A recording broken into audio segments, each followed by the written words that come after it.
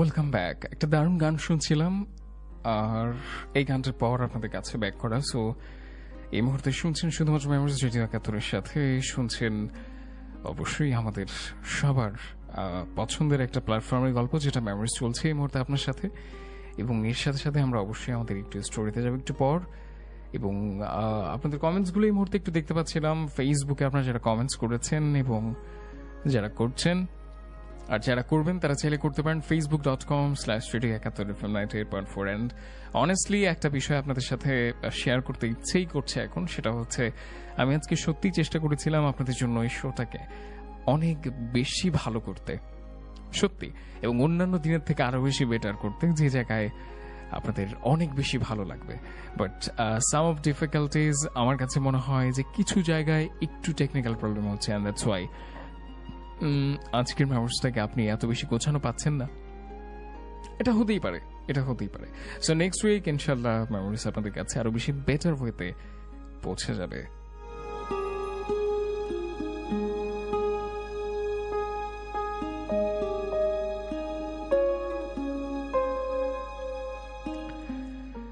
আমার সাথে মুশফিকুর রহমান জয়েন করেছেন। মিনারের সাদা গানটা তিনি প্লে করতে বলেছেন। ওকে, আমি ট্রাই করবো আপনার জন্য। সাব্বির সরকার বলছেন, ভালোবাসার মানুষটা কখনো বুঝতে চাইলো না আমার রাগের কারণটা, যদি না বুঝে তাহলে বোঝানো উচিত, তাই না? আফরোজা আক্তার নাজনীন জয়েন করেছেন আমার সাথে। জয়েন করেছেন সুমু বৃষ্টি, বলেছেন ভাইয়া many many thanks for this song, it's one of my favourite song. আমাদের সবার মোটামুটি এই গানটা অনেক পছন্দের। নয়ন মাহমুদ বলেছেন আজকে একটা গোস্ট স্টোরি হবে নাকি? গোস্ট স্টোরি যদি আপনি শুনতে চান তাহলে তো একটু ওয়েট করতে হবে, তাই না? মেহরাব জয়েন করেছেন, আজকে অনেকগুলো স্টোরি শুনতে চাই ভাইয়া, অনেকগুলো। ঠিক আছে, আমি অবশ্যই চেষ্টা করবো আপনাদের জন্য, যদিও আমি একটু আগে আপনাদেরকে কিছু বিষয় শেয়ার করেছি। সো আমি চাইলেও পারবো কিনা এই বিষয়টা আমি জানি না, বাট আমি ট্রাই করবো। ওকে, মেহরাব জয়েন করেছেন, ভাইয়া আমাদের মেমোরিজ একজন শ্রোতা। সোম বৃষ্টি অনেক অসুস্থ, উনি তাও শুনছেন আপনাকে, তার জন্য দোয়া করবেন যেন তিনি দ্রুত সুস্থ হয়ে যায়। আমি অবশ্যই সবার জন্য দোয়া করছি, এবং আপনারা এই প্রবলেমগুলো থেকে দ্রুত সুস্থ হয়ে উঠুন, এটা আমি চাই। আর সবচাইতে বড় যে বিষয়টা আমাদের মধ্যে সবচাইতে বেশি কাজ করছে, সেটা হচ্ছে আমার ফ্যামিলিরও দুজন অসুস্থ, এবং সেই অসুস্থতার কারণটা স্পেসিফিক ভাবেই যদি বলি আমি আপনাদেরকে, তাহলে সেটা বলবো শুধুমাত্র ঠান্ডা এবং জ্বর। সো এই প্রবলেমটা এখন হয়তো ওয়েদার চেঞ্জের কারণে হচ্ছে, আর হয়তো কোনো ভাইরাস সংক্রমণের জন্য হতে পারে। সো এই বিষয়টাতে সবাই যদি একটু সচেতন থাকি আমরা, তাহলে মনে হয় যে জিনিসটা অনেক বেশি রিলিফের দিকে যাবে। আমরা সবাই সেই জায়গায় চেষ্টা করব আমাদের সময়গুলোকে মানে ভাগাভাগি করে নিতে, এবং এতে করে যেটা হবে যে আমরা কঠিন সময়গুলোকে খুব সহজেই পার করতে পারবো, তাই না? যেটা আমাদের জন্য খুব বেশি কঠিন সেই সময়গুলোকে। ওকে, ঠিক আছে, আপনাদের এর পরের কমেন্টসটা একটু দেখে নেই। নয়ন মাহমুদ বলেছেন ঘোস্টের স্টোরি শুনতে চান। ওকে, উম্মে সুমাইমা জয়েন করেছেন, ভাইয়া 2 ইয়ার্স ধরে মেমোরিজ শুনি, আজকে ফার্স্ট দিন কমেন্ট করলেন। মেমোরিজ আমার অনেক ফেভারিট একটা প্রোগ্রাম। আজকাল মেমোরিজ কেন যেন মানে একটু অন্যরকম হয়ে গেছে, তাই না? ওকে, মেমোরিজকে নাবিল একটা ডিসক্লেমার দিয়েছেন, এবং সেখানে লিখেছেন ধূমপান, মদ্যপান ও মাদক সেবন স্বাস্থ্যের জন্য ক্ষতিকর। মেমোরিজের প্রতিটি পর্বে প্রচারিত গল্পগুলোর প্রত্যেকটা গল্পের সকল চরিত্র, আইনি ও চিকিৎসক বিষয়গুলো সম্পূর্ণ কাল্পনিক। এখানে কোনো জাতি, ধর্ম, গোষ্ঠী ইত্যাদি কোনো বিষয় সমর্থনযোগ্য নহে। এই গল্পের কোনো বিষয়ে যদি সত্য বলে প্রতীয়মান হয়, তবে সেটা সম্পূর্ণ অনিচ্ছাকৃত কাকতালীয়। এখানকার কিছু গল্পে মনস্তাত্ত্বিক জটিলতার বিষয়ে আলোকপাত করা হয়েছে। মনস্তাত্ত্বিক বিষয় কখনই মেমোরিজের কাছে হাস্যকর কিংবা ব্যঙ্গ বিদ্রুপের বিষয় নয়। যদি কেউ কিছু গল্প শুনে মনস্তাত্ত্বিক সমস্যায় ভোগেন, তাহলে মনোবিজ্ঞানী কিংবা মানসিক রোগ বা বিশেষজ্ঞের পরামর্শ গ্রহণ করবেন। খুব সুন্দর একটা সতর্কতা দিয়েছেন নাবিল ভাই। এবং মেমোরিজের এই বিষয়গুলো আসলে এমনই, আমরা আসলে সবকিছুর ঊর্ধ্বে মেমোরিজকে আপনাদের সামনে নিয়ে আসি, এবং আমি সেটা সবসময় চেষ্টা করি আপনাদের জন্য। নয়ন মাহমুদ বলেছেন আজকে অনেকগুলো স্টোরি শোনাবো, মনে আছে? হ্যাঁ, অবশ্যই মনে আছে, কেন মনে থাকবে না বলেন। আহমেদ অপু জয়েন করেছেন, অসাধারণ জানিয়েছেন। আমরা স্টোরি আসলে কম পড়ছি আজকে, সো এই মুহূর্তে একটা স্টোরিতে যেতে চাই এবং স্টোরির পর আপনার কাছে আমি আবারও ব্যাক করব। যাবার আগে একটা প্রশ্ন আপনার কাছে রেখে যাব কি, আমি আসলে এটা ভাবছিলাম, কিন্তু আবার ভাবি যে না, কি দরকার, থাক না, সবকিছু প্রশ্ন কেন রেখে যাব। ওকে, আমরা একটা স্টোরিতে যেতে চাই এবং স্টোরির পর আপনার কাছে আবারও ব্যাক করছি। Please don't go anywhere.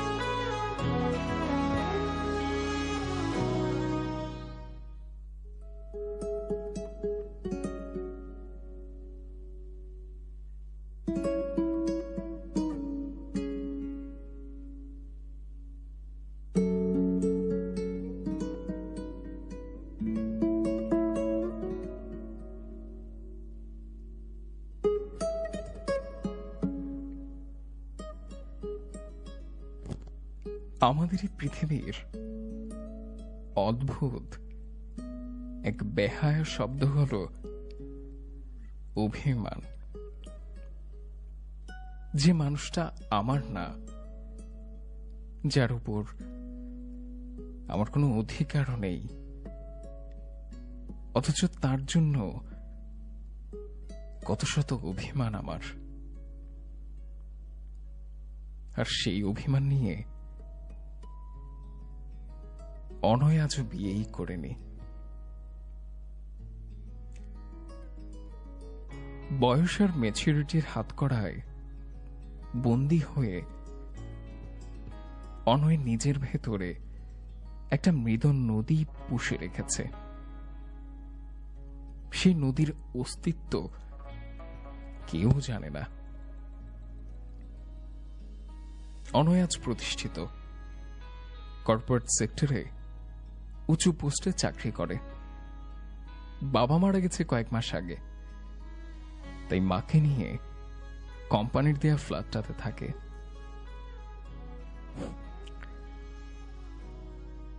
আজ আকাশও যেন এক বুক অভিমান নিয়ে মুখ গোমরা করে আছে। হয়তো একটু পরেই অভিমানগুলো ঝরিয়ে শীতল করবে পৃথিবীর বুক। 40টা বসন্ত পার করা অনয় আজ বেরিয়ে পড়ল অফিস থেকে। নিজের অভিমানগুলোকে কুড়াবে বলে।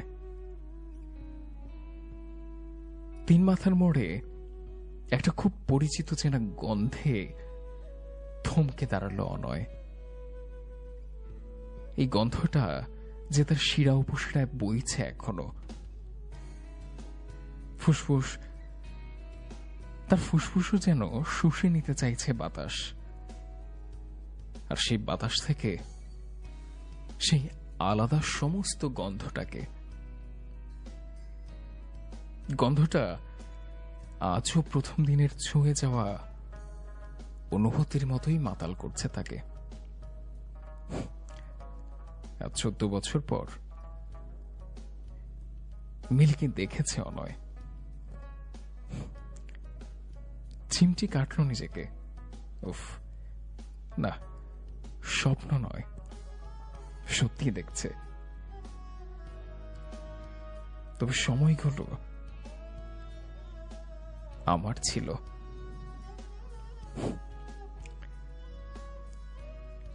নয়তো আমাদের দুজনের। আমরা একে অন্যকে মুগ্ধ করতাম ভালোবাসায়। আজ কত বিবর্ণ সময়গুলো। আমার প্রজাপতি অন্য ফুলের পরাগ মেখে মুগ্ধ হয়, আর আমি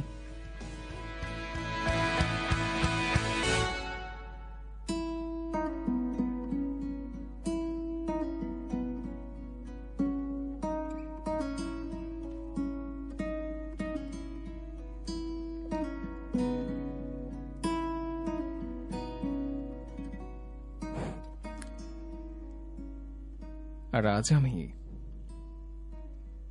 শুধু নিষ্প্রাণ সেই অতীত পরাগ নিয়ে আজও পথ চেয়ে থাকি। কখন যেন মিলে পাশে এসে দাঁড়িয়েছে। সঙ্গে তার 7-8 বছরের একটা ছোট মেয়ে। কেমন আছো তুমি? সম্বিত ফিরে পায় অনয়। তারপর বলে, ভালো। আর তুমি? সঙ্গে কে তোমার? মেয়ে? মুখটা খানিকটা নিচু করে শুধু মাথা নাড়ল মিলি। জিজ্ঞেস করলাম, কি নাম তোমার? উত্তরে বলেছিল, চন্দ্রাজা। নামটা শুনে অনয়, এবং এরপর তার সব অভিমান যেন বসন্তের পাতা ঝড়ার মতো ঝরে গেল এক লহমায়। বিড়বিড় করে নিজের মনে বলে ওঠে, ডটার অব দ্য মুন। তারপর বলল, কোথাও গিয়ে বসি তাহলে। কিছু বলল, গিয়ে থেমে গেল মিলি। ওকেই বলেছিলাম ও চাইলে বসতেই পারে।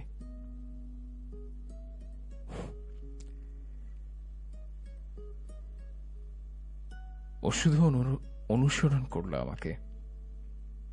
একটা রেস্টুরেন্টে বসলাম। সবার পছন্দের খাবার অর্ডার করলাম। খেতে খেতে সব শুনলাম মিলির মুখে,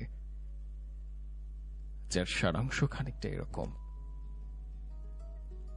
বিয়ের 5 বছর পর ওদের প্রথম বেবি আসে, একটা মেয়ে। শুরু হয় পরিবারের লাঞ্ছনা। তারপর এই লাঞ্ছনার পরও ওর স্বামী আবার বিয়ে করে, আর ওকে রাখেনি। ওরা ওকে বের করে দিয়েছে বাড়ি থেকে, খানিকটা অলৌকিক উপাধি দিয়ে, যে উপাধি হয়তো মিলির জন্য ছিল না। তারপর মিলি বলল, আচ্ছা ছাড়ো আমার কথা, বিয়ে করেছো তুমি? হেসে উঠল অনয়, না করিনি। ভালোবাসো কাউকে নিশ্চয়ই? অনয় ঠোঁটের কোণে একটা মুচকি হাসি। উত্তরে অনয় বলল, হ্যাঁ ভালোবাসি। আচ্ছা, মিলি জিজ্ঞেস করেছিল কাকে ভালোবাসি। বলেছিলাম তোমাকে। আজও যদি কান পাতো শুনতে পাবে আমার অলিন্দ নিলয়ে জমে থাকা একটাই কথা, ভালোবাসি প্রিয়তমা, অনেক ভালোবাসি। কথাগুলো শুনে মিলি কিছু বলল না। শাড়ির আঁচল দিয়ে চোখটাকে আড়াল করল। অনয় জানে ওখানে এখন এক সমুদ্র কষ্ট টলমল করছে। মনে মনে ঠিক করল অনয় চন্দ্রাজাকে ওর পদবিটা দিয়ে দিবে। তাই আর কথা না বাড়িয়ে ওদের নিয়ে ফ্ল্যাটের দিকে পা বাড়ালো অনয়। আজ ওদের ফুলসজ্জা। আজ দুজন মন খুলে বলবে দুজনের মান অভিমানের গল্পগুলো।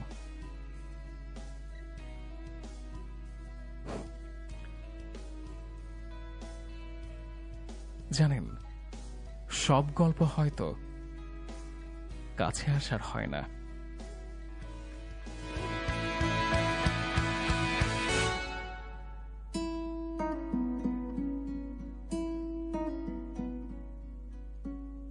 তবে সহস্র হাজার বছর বেঁচে থাকুক এইরকম ভালোবাসাগুলো। সম্পর্ক মিষ্টি হোক, কারণ জটিল তো অঙ্ক হয়। আমাদের জীবনে জটিল ভাবে সবকিছু ভাবলে কি হবে? আজ এই সবকিছুর জন্যই আমরা হারিয়ে ফেলেছি আমাদের ভালোবাসাগুলোকে। হারিয়ে ফেলছি আমাদের নিজেদের অস্তিত্বগুলোকে।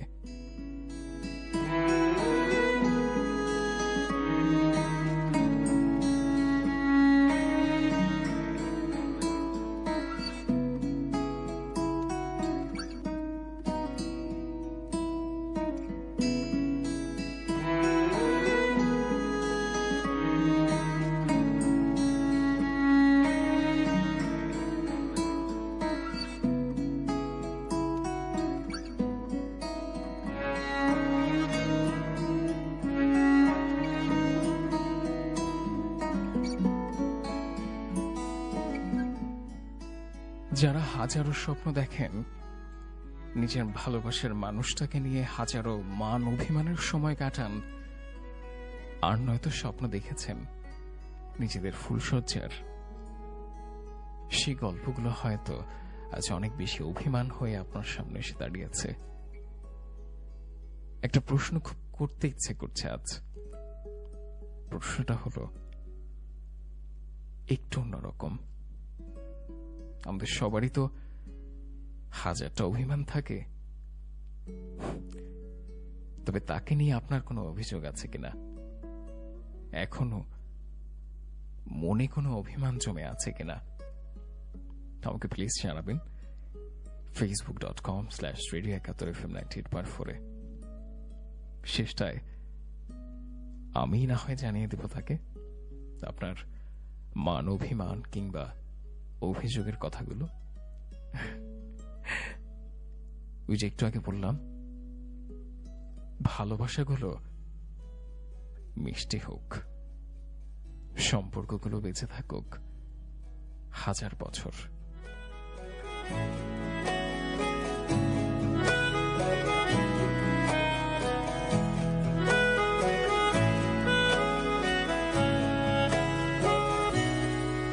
তাকে অল্প কাছে ডাকছি আর আগলে আগলে রাখছি, তবু অল্পে হারাচ্ছি আবার।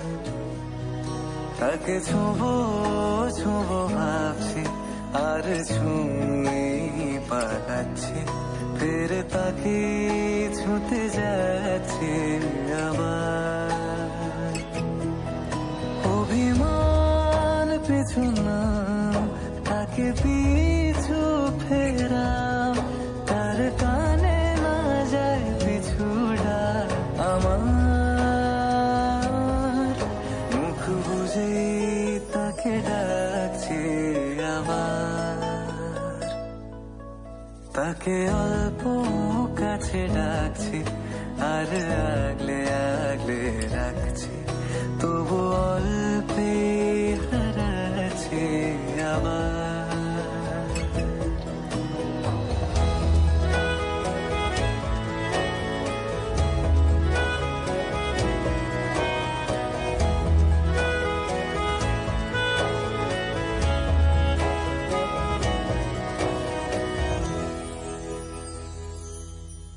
ফাঁকা বুক চেনা সুখ জানি ঘুম সে ভাঙাবে,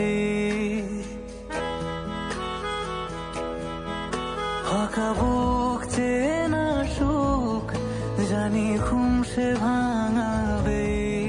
ভেজা মন বলি শোন রাত ভোর জাগতে নেই, মুখ চোরা ডাক তাকে ঘুম পাড়া এবার।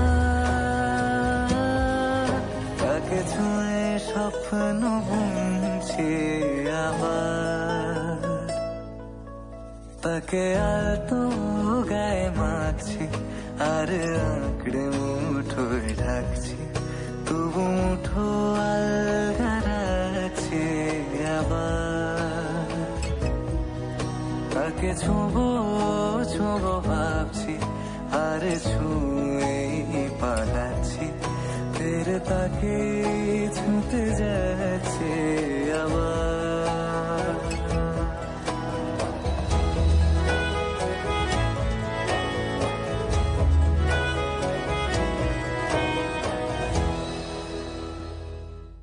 তাকে অল্প কাছে ডাকছি আর আগলে আগলে রাখছি, তবু অল্পে হারাচ্ছি আবার।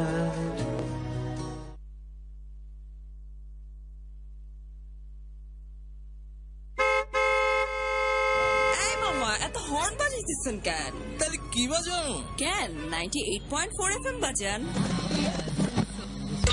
আপনারা শুনছেন 98.4 আপনারা শুনছেন তাহলে কি বাজাও? 98.4 আপনারা শুনছেন 98.4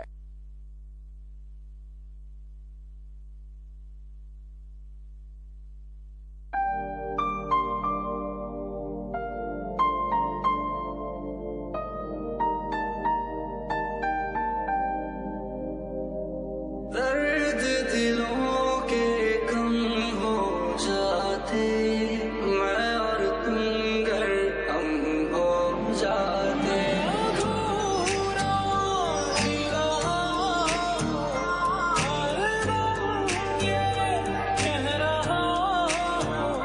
मुझे तेरी जरूरत है, मुझे तेरी जरूरत है।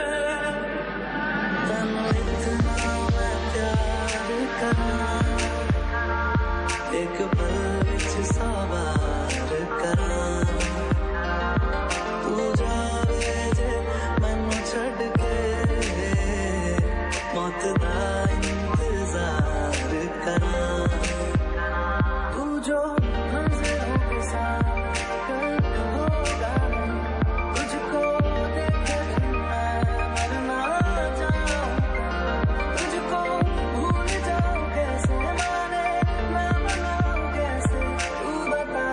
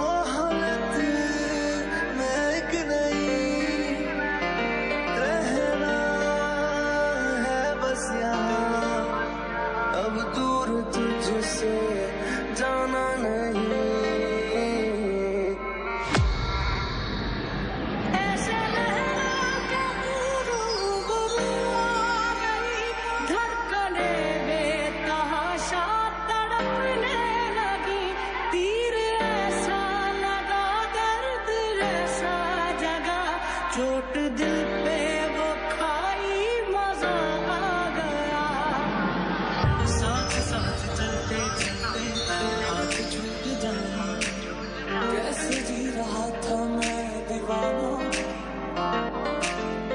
बात बात करते करते रात कट जाएगी ऐसी रातों में मिलाना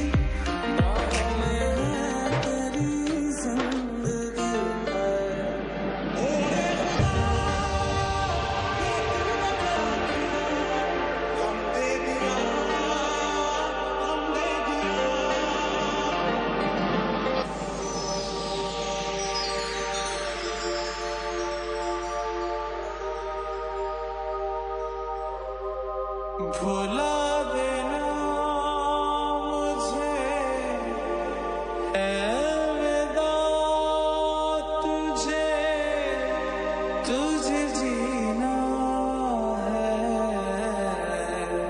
मेरे बिना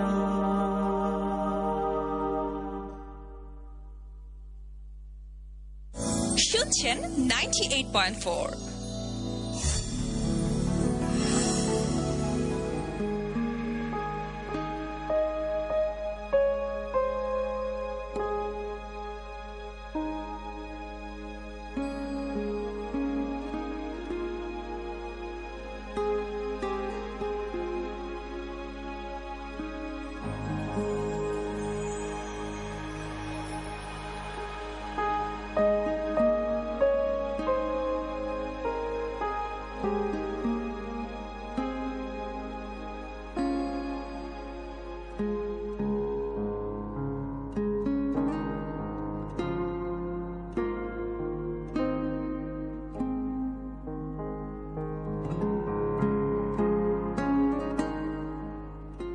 ওয়েলকাম ব্যাক 1:23 এই মুহূর্তে মেমোরিজের এই সময়টাতে আপনি শুনছেন শুধুমাত্র রেডিও 71 FM 98.4 আর যে ইরফানকে শুনছেন এই মুহূর্তে মেমোরিজের এই সময়টাতে এবং অবশ্যই দারুণ একটা সময় কাটছিল কিছুক্ষণ আগেই আমরা কিছু কথা শেয়ার করছিলাম যদিও হারিয়ে যাওয়া কিছু মেমোরিজ এবং আপনাদেরকে জিজ্ঞেস করেছিলাম যে আপনাদের কি জিজ্ঞেস করছিলাম বলেন তো আপনাদেরকে জিজ্ঞেস করেছিলাম যে আপনার সেই মানুষটাকে নিয়ে আপনার কোনো অভিমান আছে কিনা আপনার সেই মানুষটাকে নিয়ে আপনার জমা অভিযোগ আছে কিনা সেগুলো আমার সাথে শেয়ার করবেন সো সেটা করার জন্য আপনাকে যেটি করতে হবে চলে যেতে হবে ফেসবুকে facebook.com/radio71FM 98.4 সেখানে অবশ্যই আপনি কমেন্টস করবেন এবং শেয়ার করবেন আপনার ভালো লাগা মন্দ লাগা সব বিষয়গুলো এবং আমরা একটা বিষয় হয়তো আজকে মিস করে গেছি আজকের মেমোরিজে যাদের যাদের জন্মদিন তাদেরকে জন্মদিনের অনেক অনেক অনেক শুভেচ্ছা যেমনটা আমার এক কাছের ভাই আমরা একসাথে স্কাউটিং করি ইটস এ লং টাইম মানে স্টোরি তাকে নিয়ে সো এত কিছু না বলেও উইশ করতে চাই হ্যাপি বার্থডে রিফাত ভাই এবং আপনারা যারা আজকে এই জন্মদিনের এই সময়গুলো পার করছেন যাদের আজকে বার্থডে তাদের সকলকে একসাথে জন্মদিনের অনেক অনেক শুভেচ্ছা many many happy Returns of the day happy birthday এই সময়টা অনেক বেশি ভালো কাটুক আপনাদের এই দোয়া থাকলো এবং অবশ্যই যেটা আপনারা সবসময় মিস করেন সেটা হচ্ছে ট্রিট একদমই দেন না আপনাদেরকে কষ্ট করে আমি উইশ করে যাই সো ট্রিট আপনি চাইলে কিন্তু আমাকে দিতেই পারেন তাই না যদিও আমি মনে করি যে কিছু কিছু মানুষ কিপটামি করে বাট আপনারা তো করেন না আপনারা তো খুব ভালো রাইট সো সেই জায়গা থেকে অবশ্যই আমার এক্সপেকটেশনটা কখনোই নষ্ট হবে না এটা আমার খুব স্ট্রং একটা বিশ্বাস সো আমি মনে করি যে এই বিশ্বাসটুকু আপনি কখনো ভাঙবেন না তাই না সো রিফাত ভাই অবশ্যই একটা ট্রিট পাচ্ছে আপনার কাছ থেকে এবং অবশ্যই যারাই মুহূর্তে আমাকে শুনছেন জন্মদিনের তাদের সকলের কাছ থেকে এনজয়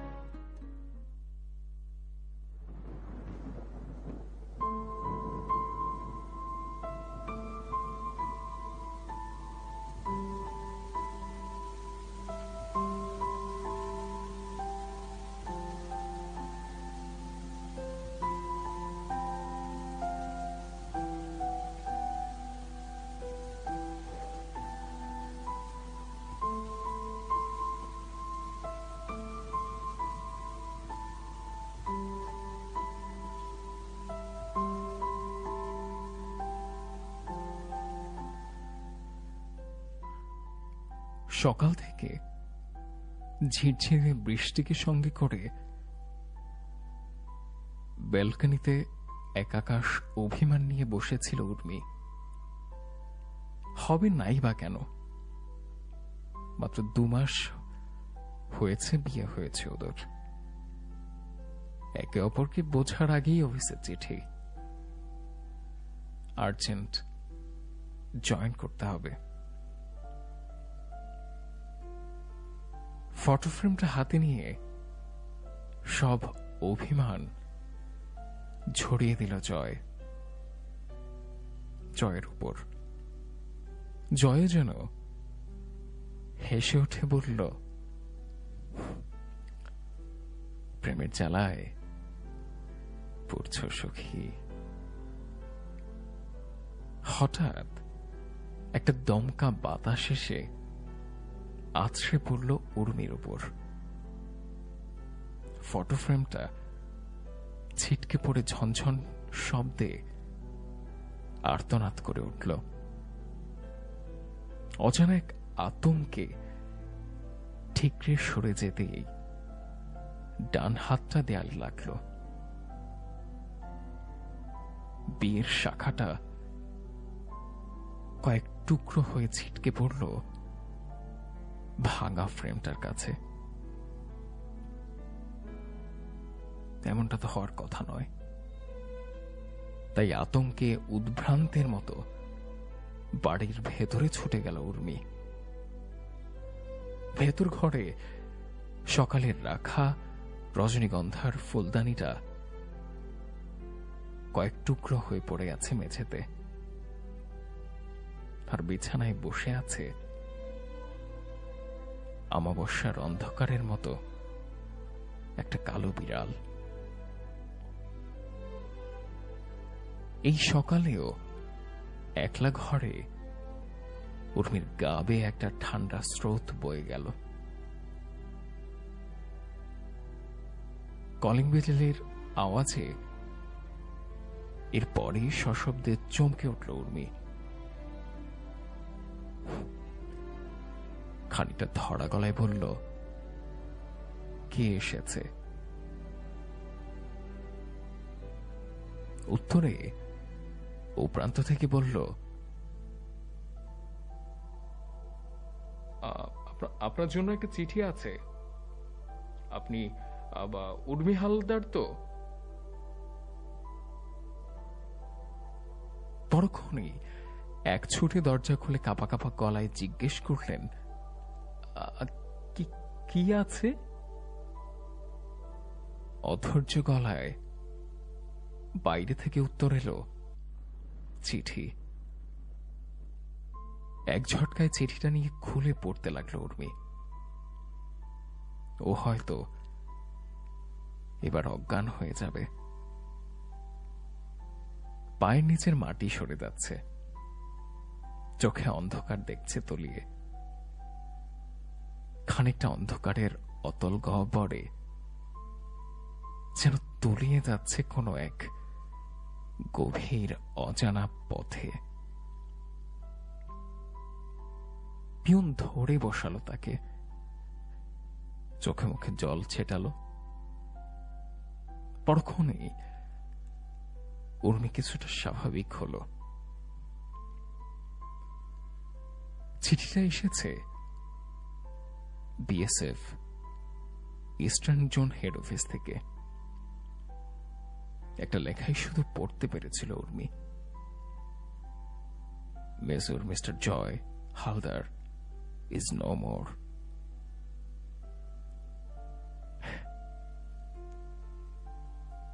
খানিকটা ঝাপসা চোখে উর্মি দেখল একটু আগে দেখা কালো বিড়ালটা ওর দিকে তাকিয়ে খানিকটা নিঃশব্দে হেঁটে হেঁটে দরজা দিয়ে বাইরে চলে যাচ্ছে।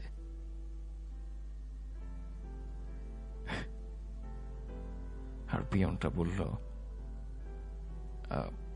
ম্যাডাম এইখানে একটা সাইন করে দিন। উর্মি তখনও জানে না সাইন করার ভাষাটুকু, কারণ আজ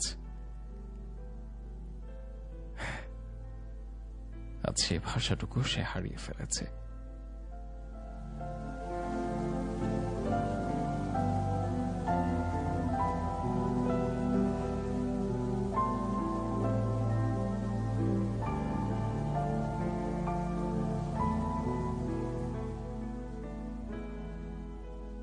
আমরা সবাই হারিয়ে ফেলি আমাদের সবচেয়ে প্রিয়তম মানুষটাকে, সবচাইতে বেশি ভালোবাসার, সবচাইতে বেশি ভালো লাগার, সবচাইতে কাছের মানুষটা যখন আমাদের ছেড়ে চলে যায় কিংবা আমরা হারিয়ে ফেলি, তখন হয়তো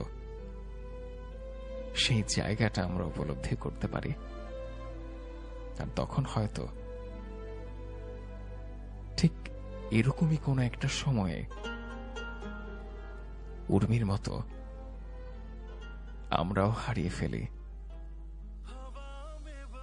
আমাদের কথা বলার ভাষা, যে ভাষায় আজ আর তাকে চাওয়া যাবে না। बादल पिया जो तेरे ना हुए तो किसी के ना रहेंगे, दीवानी तू मेरी मैं तेरा पागल पिया,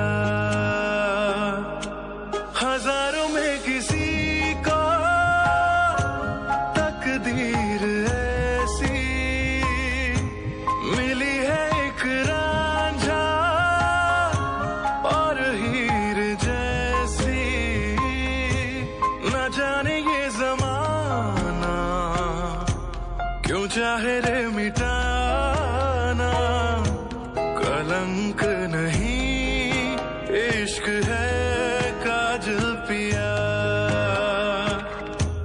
कलंक नहीं इश्क है काजल पिया, मैं तेरा मैं तेरा मैं तेरा मैं तेरा मैं तेरा मैं तेरा मैं तेरा, मैं गहरा तमस तू सुनहरा सवेरा, मैं तेरा मैं तेरा मैं तेरा मैं तेरा, मुसाफिर मैं भटका तू मेरा बसेरा,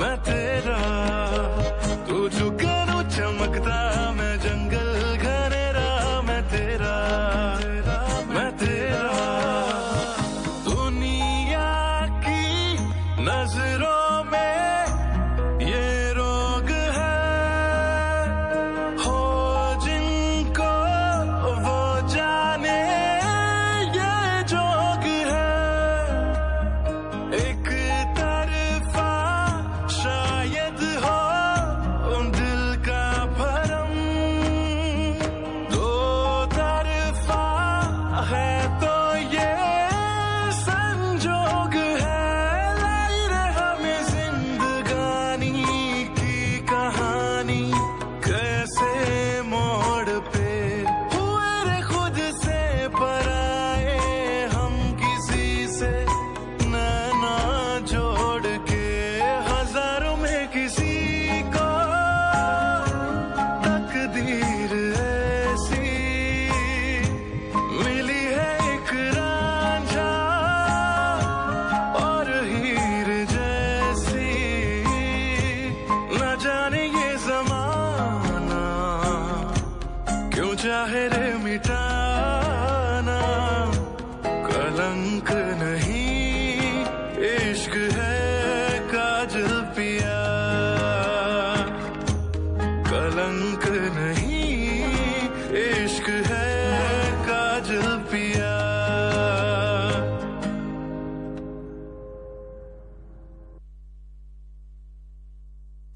শুনছেন 98.4।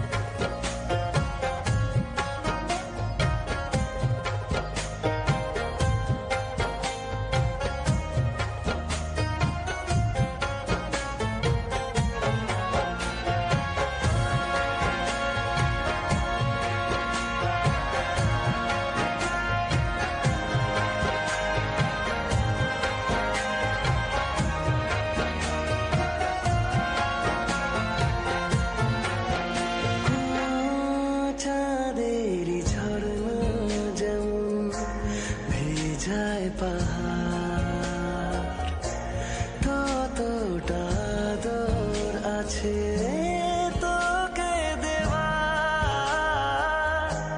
দেখে যাচ্ছে কত আকাশ ছোঁয়ার কেন যে তোকে পাহারা পাহারা দিল মন কেন রে এত সারা সারা সারাদিন কেন যে তোকে পাই না মনে হয় সারাটা দিন কেন যে তোকে পাহারা পাহারা দিল মন কেন রে এত সারা সারা সারাদিন কেন যে তোকে পাই না মনে হয় সারাটা দিন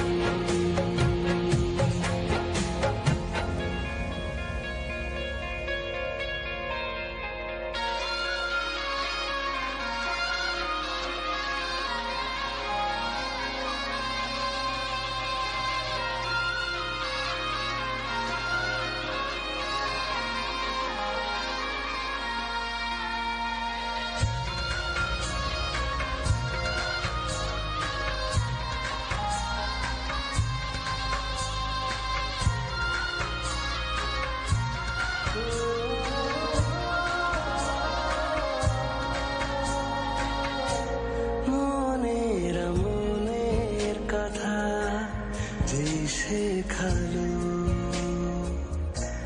মুখের দু চোখ বুঝে গাল মেলালো তোরই তো রাস্তা ধরে মন পালালো কেন যে তোকে পাহারা পাহারা দিল মন কেন রে এত সারা সারা সারাদিন কেন যে তোকে পাই না মনে হয় সারাটা দিন কেন যে তোকে পাহারা পাহারা দিল মন কেন রে এত সারা সারা সারাদিন কেন যে তোকে পাই না মনে হয় সারাটা দিন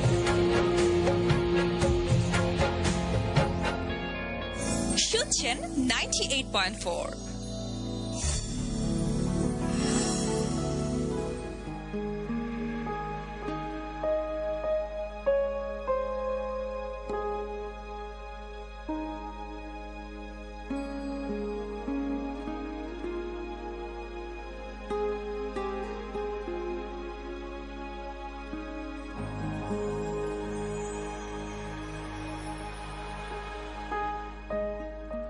1:41 এই মুহূর্তে আপনি শুনছেন শুধুমাত্র রেডিও 71 FM 98.4 আর জিরফানকে শুনছেন শুধুমাত্র মিউজিক প্ল্যাটফর্মে। এবং আজকে আমরা মোটামুটি খুব ছোট ছোট করে কিছু স্টোরি শুনছি, যতটুকু আজকের জন্য এনাফ। এবং আমি একটু আগিয়ে কিন্তু আপনাদেরকে এই বিষয়টা ডিটেলসে আলোচনা করেছিলাম যে আমি সত্যি আজকে চেয়েছিলাম আপনাদের জন্য ভালো কিছু করতে, মানে ভালো কিছু স্টোরিজ আপনাদেরকে উপহার দিতে, বাট আনফর্চুনেটলি কিছু জায়গায় হয়তো কিছু ডিফিকাল্টিজ বিষয়গুলো থাকে এবং সেটার জন্যই হয়তো জিনিসগুলো আজকে হচ্ছে না। Hopefully next week means after Eid আপনাদের জন্য আমাদের মেমোরিজটা অনেক বেশি স্পেশাল হবে এই প্রত্যাশা করছি। আর এই মুহূর্তে যারা যারা আমাকে শুনছেন তাদের সকলকে অসংখ্য ধন্যবাদ এবং কৃতজ্ঞতা, কারণ এত রাত পর্যন্ত জেগে আছেন। আজকে আমার প্রচন্ড গরম লেগেছে সারাদিন, আমি জানি না যে আপনাদের সময়টা কেমন কেটেছে। প্লিজ আমাকে জানাবেন। এবং সেই সাথে এই গরমের সাথেও মানে গরমকে নিয়ে আপনার অনেক অভিযোগ থাকতে পারে, অভিযোগ থাকতে পারে নিজের মানুষটাকে নিয়ে, সো সেই মান অভিমানের গল্পগুলোর কথাও শুনতে চাই আজকের মেমোরিজে। প্লিজ জানাবেন facebook.com/radio71FM 98.4। আমার বিরুদ্ধেও যদি আপনাদের কোনো অভিযোগ থাকে সেটাও কিন্তু আপনি চাইলে আমাকে জানাতে পারেন, কেমন? So here is the process, www.facebook.com/radio71FM 98.4 আমাদের অফিসিয়াল ফ্যান পেজে যাবেন এবং সেখানে আপনার কমেন্টসটুকু করবেন। আজকে প্রপারলি কমেন্টসগুলো নিতে পারছি না, কারণ হচ্ছে ওই যে বললাম একটু আগে। ওকে, নয়ন মাহমুদ বলেছেন যে ভেবেছিলাম তুমি আসবে, ভোর কুয়াশায় হাঁটবো তোমার হাঁটতে ধরে, কিন্তু তুমি এলে না। ভেবেছিলাম পড়ন্ত বিকেলে হয়তো গোধূলি লগ্নে তোমার দেখা পাবো, তখনও তুমি এলে না। ভেবেছিলাম সন্ধ্যায় তারাদের মাঝে তোমাকে খুঁজে পাবো, অবশেষে খুঁজে পেলাম ঠিকই, কিন্তু তুমি ছিলে ওই দূর আকাশে। আমার দিকে ফিরেও তাকালে না।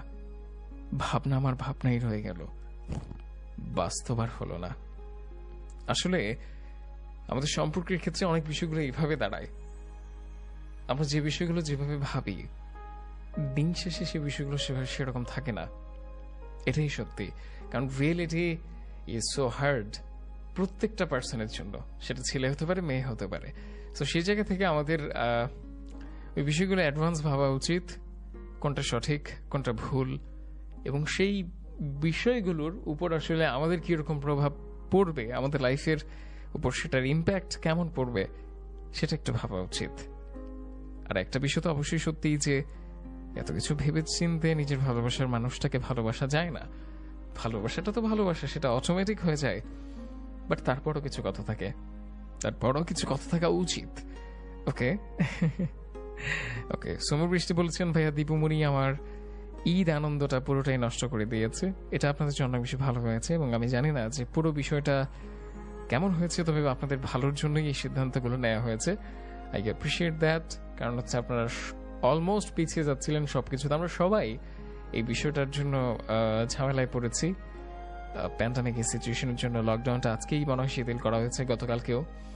সো আমরা বিভিন্ন জায়গায় গরুর হাটও দেখতে পাচ্ছি। আমাদের আমি যেখানে থাকি সেখানেও আসলে প্রচুর গরুর হাট বসেছে, এবং বিশ্বাস করুন যদি রাব্বুল আলামিন আমাদেরকে বাঁচিয়ে রাখেন তবে সবকিছু ঠিকঠাক থাকবে, আর যদি না থাকেন তাহলে সেটাও তার ইচ্ছে। তবে আমাদের সবার চেষ্টা করতে হবে নিজেদের জায়গা থেকে নিজের নিরাপত্তাটুকু এবং নিজের পরিবারের নিরাপত্তাটুকু 100% নিশ্চিত করতে, এবং সেটার জন্য আপনার যেটা করা উচিত আপনি সেটাই করুন। এবং তার প্রাথমিক অবস্থায় যেটা সবচেয়ে বেশি মানা উচিত সেটা হচ্ছে মাস্ক পরিধান করা, যে বিষয়টাতে আমরা সবচেয়ে বেশি ঢেলামি করি। একটা বিষয় আমি আপনাদেরকে একটু নজরে দেওয়ার জন্য বলি, আপনি যখন রিক্সা দিয়ে কোথাও যাবেন, ইভেন দো সেটা লকডাউনের সিচুয়েশনে, আপনি দেখবেন যে আপনার চারপাশে অনেক রিক্সা, 20-30টা রিক্সা, যেগুলো এখন সরকারি অর্ডারেই চলছে, অর্থাৎ লকডাউনে শুধুমাত্র রিক্সা অ্যালাউ থাকবে আপনার জন্য। সো এই মানুষগুলো দেখবেন যে তারা কেউ মাস্ক পরছে না, মাস্ক পরছে সেটা থুতুনির নিচে। সো সেখানে রেখে আসলে আলটিমেটলি কি কোনো লাভ হচ্ছে? হচ্ছে না। বাট আমি জানি না যে এই মানুষগুলো হয়তো সে বিষয়গুলো আমলে নিচ্ছে না। বুঝতে পেরেছেন? বিষয়গুলো তো সহজ নয়। পৃথিবীতে লক্ষ লক্ষ মানুষ মারা গেছে, এবং প্রায় অন এভারেজ 1000-এর উপরে তো মানুষ মারা যাচ্ছে ডেইলি পুরো বিশ্বে। এই বিষয়টা কেন আমরা এখনো সিরিয়াসলি নিচ্ছি না? আমাদের নেওয়া উচিত, তাই না?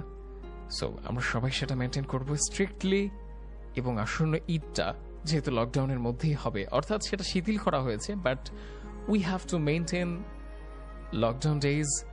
কারণ এটা আপনি মেনটেন করলে আপনি আপনার পরিবার অনেক বেশি সুরক্ষিত থাকবেন।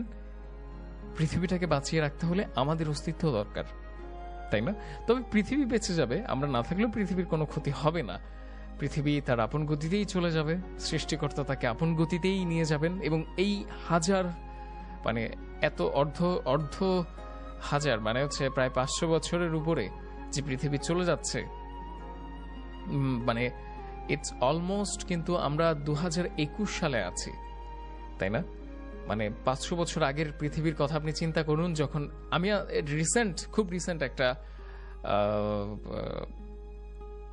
কি বলে ডকুমেন্টারি দেখেছিলাম ইউটিউবে, এবং সেখানে যেটা দেখতে পেয়েছি তারতম্যগুলো পৃথিবীর বৈশ্বিক জলবায়ু থেকে শুরু করে, এবং লাস্ট 100 বছরে সেটা 10 গুণ আকার ধারণ করেছে। যেই জায়গাটা আগে খুবই প্রাকৃতিক একটা বিষয় ছিল, সেই জায়গায় এখন কিছুই নেই।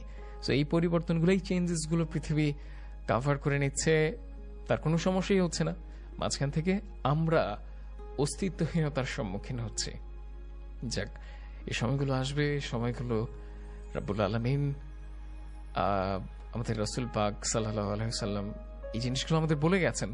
সো নিশ্চয়ই আমরা এই সময়গুলো, এই ক্রান্তিকালের মধ্য দিয়ে যাচ্ছি, যে সময়গুলো হয়তো আমাদের জন্য অনেক বেশি কঠিন, বাট আমরা চেষ্টা করব এই সময়গুলোকে এই সময়গুলোতে অ্যাটলিস্ট নিজেকে সেফ রাখতে।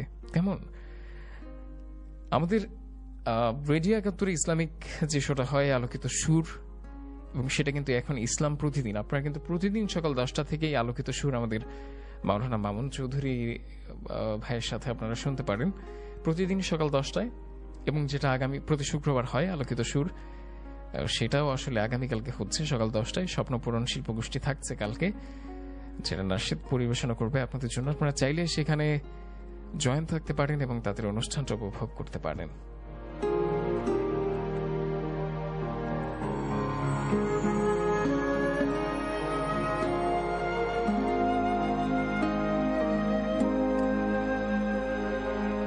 মাহিমারিম বলেছেন যে গল্পটা এত কষ্টের কেন।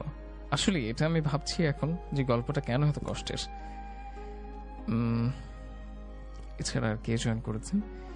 ইমরান কেন বারে বারে সংটা রিকোয়েস্ট করেছেন, খুব সুন্দর একটা গান নয়ন মাহমুদ, বাট এই মুহূর্তে সেটা হয়তো আমার প্লেলিস্টে নেই, আমি ট্রাই করবো। নয়ন মাহমুদ বলেছেন ভাইয়া আজ অনেকগুলো স্টোরি শোনানোর কথা ছিল, তুমি শুধু সং প্লে করছো কেন? যদিও সংগুলো ভালো লাগছে, সংগুলো ভালো লাগছে, স্টোরিগুলো আমরা ছোট ছোট করে আজকে কতগুলো গল্প শুনলাম বলেন।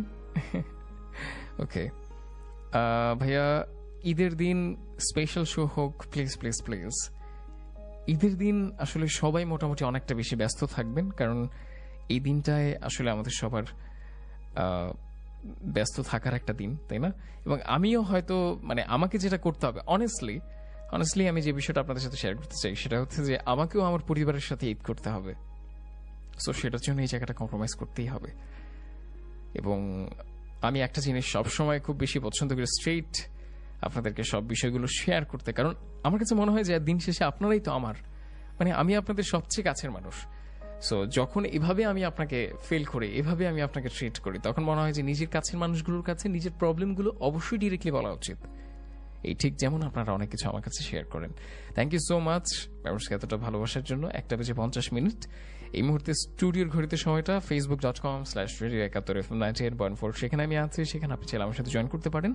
আমরা একটু পরেই স্টোরিতে যাবো এবং তার আগে আরো কিছু কমেন্টস নিয়ে নিই, যেমনটা আজকে একটু কমেন্টস বেশি পড়া হচ্ছে না। ওকে, তাপসম সামি হোসেন জয়েন করেছেন, ভালো থাকুক প্রতিটি ভালোবাসার মানুষ। আমরা চাই প্রতিটা ভালোবাসার মানুষ সত্যি অনেক বেশি ভালো থাকুক, সে কাছে থাকুক কিংবা দূরে থাকুক, যে যেখানেই থাকুক না কেন অনেক বেশি ভালো থাকুক, তাই না? এবং মাঝে মাঝে দেখবেন যে নিজের সবচাইতে কাছের মানুষগুলোই আপনার কাছে নেই। নিজের সবচাইতে কাছের মানুষগুলোকেই আপনি হাত বাড়িয়ে ছুঁয়ে দিতে পারেন না, নিজের সবচাইতে কাছের মানুষগুলোকেই আপনি মন ভরে ভালোবাসতে পারেন না। এই মানুষগুলোর অভিমান সম্পর্কে তো জানতে চাচ্ছিলাম, তাই না? একটু জানান না আমাকে। আচ্ছা, আমিরুল বিন সাইমন আমাকে বলেছেন যে রাগ অভিমানগুলোই বুঝিয়ে দেয় একজন আরেকজনের কাছে কতটা গুরুত্বপূর্ণ, একজন আরেকজনকে ছাড়া কতটা অসহায়, একা কেউ কাউকে ছেড়ে থাকতে পেরে দিন শেষে আবার দুজনে এক হওয়া। এক্স্যাক্টলি এই বিষয়টাই আমি আসলে আপনাদেরকে বোঝাতে চাচ্ছিলাম। এত গভীর করে তো আমি বুঝি না, এবং আমি আসলে এই যে সাইমনের মতো এত গভীর করে আপনাদেরকে বোঝাতেও পারি না। যাক, thank you so much Simon আমাকে হেল্প করার জন্য। আসলে দিন শেষে এক হওয়ার এই গল্পটায় কিছু মানুষ দেখবেন যে সারাদিনেও আপনার খোঁজ নিচ্ছে না, সারাদিনেও আপনাকে টেক্সট করছে না, আপনার হাজারো অভিমান জমে আছে বাট আপনি সেটা শেয়ার করতে পারছেন না। সে মানুষটাকে আপনি কোনোভাবেই ট্রিট করতে পারছেন না আপনার মতো করে। হয়তো দিন শেষে অনেক বেশি ভালোবাসতে ইচ্ছে করে, তারপরেও বলতে পারছেন না। এই অভিমানগুলো আমাদের থাকে, তাই না? এই ছোট ছোট অভিমানগুলো আপনার ভালোবাসাটাকে অনেক বেশি মিষ্টি করে দেয়, এবং সেখানে এটাই প্রমাণ করে যে একজন আরেকজনের কাছে কতটা গুরুত্বপূর্ণ। যদি দিন শেষে সে মানুষগুলো আপনার সে কথাগুলো, আপনার সে অভিমানগুলো নাই বুঝতে পারে, তাহলে ভেবে নিন সে মানুষটা আপনাকে খুব একটা কেয়ার করছে না তার জীবনে। সো সেই মানুষটাকে অনেক বেশি কেয়ার করুন, যে মানুষটা আপনাকে কেয়ার করে, আপনার প্রতিটা বিষয়কে কেয়ার করে, তাই না সাইমন? আমি আবার এত গভীরের কথা বুঝি না ভাই, তুই আমার একটু বুঝিয়ে দিস তো। ওকে, সামিয়া হুসাইন জয়েন করেছেন, কাছের মানুষ হারানোর মতো কষ্ট আর কিছুতেই নেই হয়তো। যারা এই কষ্টটা ফিল করেছেন তারাই কেবল এই সেন্টেন্সটা লিখতে পারেন। এন্ড আই হোপ যে সেই কষ্টটা আপনি হতাশ হয়ে যেতে পেরেছেন। খুব স্যাড। তারপরে বলবো, একটু হাসবেন, মন খুলে হাসবেন, প্রাণ খুলে হাসবেন, এই যে আমার মতো হাসবেন। হাসলাম যে শুনতে পেয়েছেন? আচ্ছা, ওকে। সবকিছু শুনতে হয় না, জানতে হয় না, বেশি জানাটা ভালো না, এবং ভালোবাসার সব কেনর উত্তর হয় না। ভালোবাসা সিম্পলি ভালোবাসা, আর কিছুই নয়।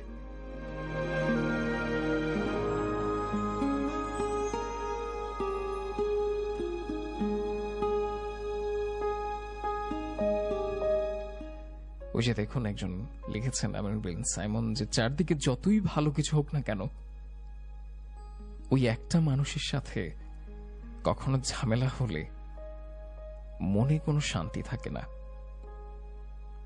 কিচ্ছু ভালো লাগে না, সবকিছুতেই তখন কেমন যেন একটা বিরক্তি বিরক্তি লাগে।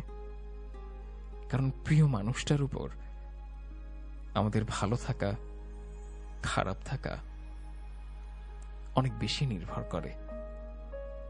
আমি জানি না এই কথাটুকু কজন বোঝেন। ট্রাস্ট মি, আপনার ভালোবাসার মানুষটার ভালো থাকার উপর ডিপেন্ড করে আপনার ভালো থাকা এবং আপনার দিন শেষে হাসি মুখে ঘুমোতে যাওয়া। এই সময়গুলো অনেক স্পেশাল। যারা অনেক বেশি ভালোবাসার মধ্যে থাকেন, নিজের ভালোবাসার মানুষটাকে নিয়ে ভালো থাকেন, তারাই হয়তো এই জিনিসগুলো ফিল করতে পারবেন। আর যারা একদমই একদমই একদমই কিছু না, ওকে, আজকে একটু কথা বেশি বলছি কেন জানেন? কারণ আজকে কি হয়েছে সেটা আমি শো এর পর আমার পেজে স্ট্যাটাস দিয়ে দেব, কেমন? তখন আপনি না হয় দেখে নেবেন। আর আপনি চাইলে এর ফাঁকে আমার পেজটাকে ভিজিট করতে পারেন। আপনারা যে পোস্টে কমেন্টস করছেন সেই পোস্টেই পেজটাকে মেনশন দেওয়া আছে। আর যে ইরফান, ওখানে ক্লিক করলে আপনি সরাসরি আমার পেজে চলে যাবেন। সেই পেজটাতে লাইক করবেন এবং অবশ্যই কমেন্টস করবেন বিভিন্ন জায়গায় যেখানে আপনার ইচ্ছে। অ্যান্ড অবভিয়াসলি আমাকে টেক্সট করবেন যদি আপনি কিছু বলতে চান। খুব সিম্পল, জাস্ট সেন্ড মেসেজে আপনার মেসেজটা পাঠিয়ে দেবেন, তাহলেই আপনার সাথে আমার হয়তো কথা হয়ে যাবে। আর আপনারা যারা অনেকেই আসলে আমাকে ইনবক্স করছিলেন লাস্ট উইকে, আমাকে অনেক বেশি কমেন্টস করছিলেন যে আমার সাথে আপনাদের দেখা করার কথা ছিল, আপনারা অফিসে আসতে চেয়েছিলেন, বাট আনফর্চুনেটলি সেটা হয়তো হয়নি। লকডাউনের সময়টা যখন একদমই ঠিক হয়ে যাবে তখন না হয় আমরা সেই রিস্কটা নিতে পারবো। দ্যাটস ওয়াই আমি চাই না এর আগে কোনো ধরনের রিস্কের মধ্যে আমরা যাই, তাই না? পৃথিবীতে বেঁচে থাকলে ভালোবাসাটুকু যদি শেষ পর্যন্ত থাকে তাহলে অবশ্যই আমরা সবাই আবারও এক হতে পারবো, এই বিশ্বাসটুকু আমার আছে। উম্মে সালমা আমার সাথে জয়েন করে ফেলেছেন, সেটা জানিয়েছেন।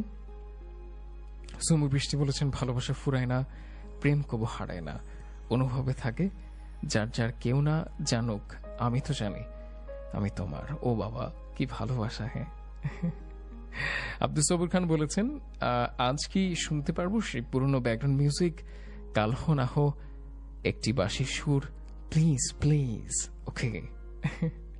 অন্ধ্রিলা বলেছেন ভাইয়া আমি জন্মগত কিপটা, তবে হ্যাঁ বার্থডেতে ট্রিট কম বেশি দিই। ওকে, কম আর বেশি দুটো মিলিয়ে আমার কাছে মোটামুটি একটা জিনিস পাঠিয়ে দেন, ঠিক আছে? ওকে, এই মোটামুটি জিনিসটা আমার কাছে আসলেও হবে, বাট অ্যাটলিস্ট আপনি তো দিয়েছেন, তাই না?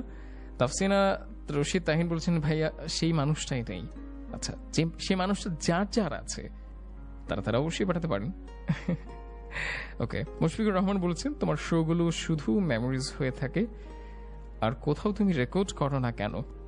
কারণ সেটার জন্য আমাকে অনেকটা সময় ইনভেস্ট করতে হবে, আলাদা করে একটা সময় ইনভেস্ট করতে হবে, আলাদা করে কিছু সময় সেখানে দিতে হবে, যে সময়টা আমার একদমই নাই, অনেস্টলি নাই। সো আমার অনেকগুলো ভালো বন্ধু আছেন, যারা অনেকগুলো ভালোবাসার মানুষ আছেন, যারা এই জিনিসগুলোকে রেকর্ড করে সেটা ইউটিউবে ছাড়েন কিংবা ফেসবুকে ছাড়েন। যেমন আমিনুল বিন সাইমন আছে, নয়ন মাহমুদ আছে, এছাড়া আরো অনেকেই আছেন যারা ইউটিউবে ছাড়েন। হ্যাঁ, তারা কিন্তু চাইলে আপনারা ইউটিউবে ছাড়তে পারেন এবং আমাকে পেজে লিঙ্কটা ইনবক্স করে দিতে পারেন, আমি আমার পেজ থেকে সেই স্টোরিগুলো শেয়ার দিয়ে দিব যদি সেটা বেটার হয়। ওকে, জিসান আহমেদ জয়েন করছেন, ভাইয়া আমি ঢাকার ক্যান্ডিগঞ্জ থেকে শুনছি। ভাইয়া আমি আজ এত তারিখ খুবই দুঃখ ভারাক্রান্ত মন নিয়ে মেমোরিজে হাজির হয়েছি। আজ আমার এলাকার একজন লোক গুরুতরভাবে মৃত্যুবরণ করেছে। তার আত্মীয়ের সাথে ঝগড়া লেগে এক পর্যায়ে একজন খুব গুরুতরভাবে আহত হওয়ার পর মৃত্যুবরণ করেন। তবে আমার জীবনে কোনোদিন মারা যাওয়া লোককে ঝগড়া করতে দেখিনি। আমার স্বচক্ষে দেখেছেন। আচ্ছা, তিনি জান্নাতুল ফিরদাউস নসিবের জন্য দোয়া চেয়েছেন। আর মেমোরিজের এই কমেন্ট হিসেবে এটাই বলার ছিল যে তবে হ্যাঁ, লাস্ট পর্যন্ত নাও থাকতে পারি এবং তিনি চেষ্টা করবেন। ওকে, আমি বুঝতে পেরেছি আপনার পুরো কথাটা। নিজের চোখে এই বিষয়গুলো যখন বিভৎস দৃশ্যগুলো আপনি দেখবেন তখন আসলে নিজের মধ্যে একটা আলাদা খারাপ লাগা কাজ করে। আমি নিজে একটা অ্যাক্সিডেন্ট দেখেছিলাম ফার্ম গেটে, এবং ফার্ম গেটে তখন আসলে হরতাল ছিল বাংলাদেশে, এবং ইট ওয়াজ আরো 4-5 বছর আগে। নিজের চোখে একজন বৃদ্ধ লোকের বাসের নিচে চলে যাওয়া খুবই খুবই বিভৎস একটা দৃশ্য, এবং আমি মনে হয় সেখানে কিছুক্ষণ স্টাক ছিলাম এবং সেখান থেকে নড়াচড়া করতে পারিনি। তারপর একটা সময় আমাকে চলে আসতে হয়েছে, বাট আল্লাহ পাক যেন সমস্ত বিশ্বজাহানের মালিক যেন আমাদের সবাইকে অনেক বেশি নিরাপত্তা দান করেন। তার কাছে আমরা সবাই নিরাপত্তা চাইবো, আমরা তার কাছে সবাই আমাদের সুস্থতা চাইবো, তার কাছে উত্তম রিজিক চাইবো, এবং তার কাছে আমাদের সমস্ত গুনাহগুলোকে স্বীকার করে তার কাছে ক্ষমা চাইবো, যেন রাব্বুল আলামিন আমাদের সকলকে ক্ষমা করে দেন। কেমন? মাহিয়া নোভা জয়েন করেছেন, ভাই আমি এসব সংটার জন্য থ্যাঙ্কস জানিয়েছেন।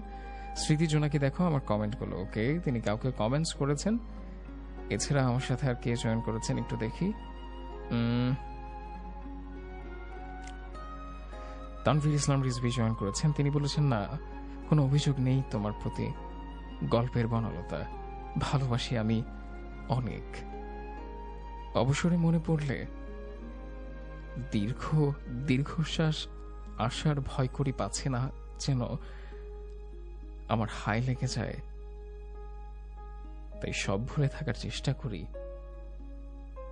সমস্ত নষ্ট ইতিহাস, আমরা সবাই সেটা চেষ্টা করি যেন আমার ভালোবাসার মানুষটা আমার কারণে কষ্ট না পায়, তাই না? ওকে, এছাড়া তাকি হোসাইন বলেছেন, ভাইয়া ইফ ইউ ডোন্ট মাইন্ড, প্রেম ভালোবাসা ছাড়া অন্য কোন স্টোরি শোনানো যায়?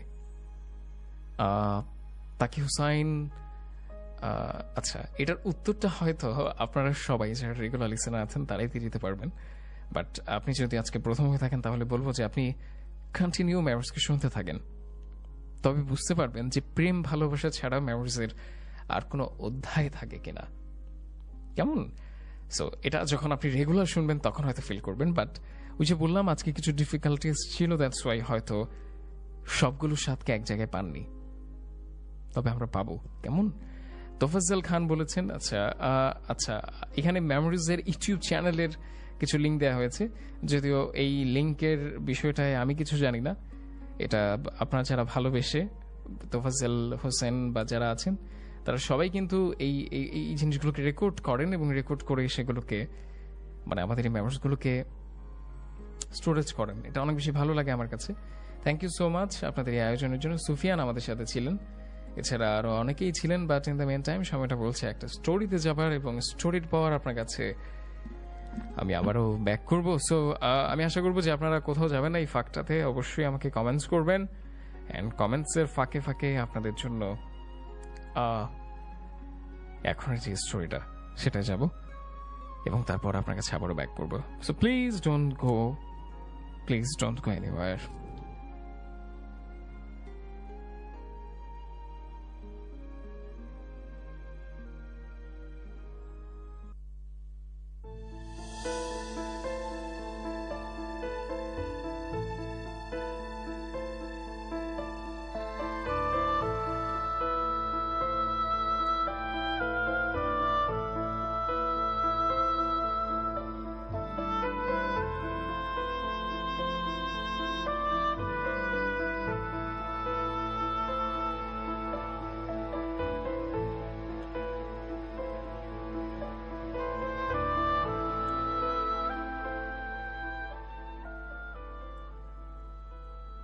আসসালামু আলাইকুম আব্বা, কেমন আছেন? আমার প্রশ্নের কোনো উত্তর দিলেন না শ্বশুর মশাই, বরং আমাকে দেখেই তিনি তার রুমের দিকে পথ ধরলেন। বরাবরই তিনি এমন করেন আমার সাথে।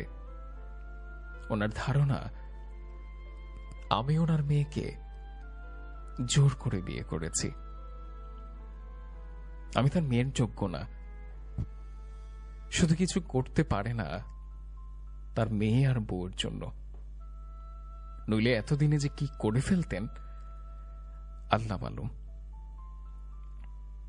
আমাকে দেখেই শাশুড়ি আম্মা প্রায় দৌড়ে আসলেন, কাছে এসে জেরা করে শুরু করে দিলেন আসতে কোনো সমস্যা হয়েছে কিনা, পথের মধ্যে কোনো তার মেয়ে বমি করেছে কিনা, আমাদের চেহারা তো শুকিয়ে গেছে কেন, ঠিকমতো খাওয়া দাওয়া করছে কিনা, ইত্যাদি ইত্যাদি।